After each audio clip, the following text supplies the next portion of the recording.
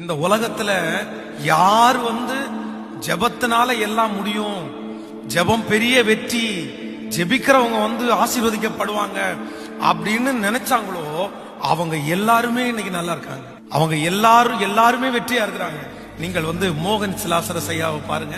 ஜெபகோபுரம் கட்டப்பட்டிருக்கிற அந்த இடம் அவர் ஃபர்ஸ்ட் ஊழியம் செய்யும் போது அது ரொம்ப அவுட்டரான இடம். அந்த இடத்துக்கு யாருமே வரமாட்டாங்க. அது ஒரு பெரிய காடு. ஆனா இன்னைக்கு அங்கேயே ரயில்வே ஸ்டேஷன், அங்கேயே பஸ் ஸ்டாப், நிறைய பஸ்னுடைய போர்டை இயேசு விடுவிக்கிறான்னு போட்டு தான் ஓடுது.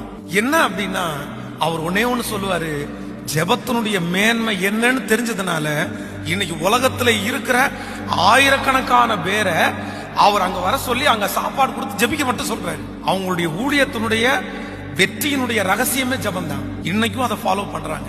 அதனால உங்களுடைய வாழ்க்கையிலே இனி உங்களுக்கு வெற்றி மேல வெற்றி வரணும்னா நீங்க இப்ப ஜெபம் பண்ணா தான் அந்த வெற்றி உங்களை தேடி வரும்.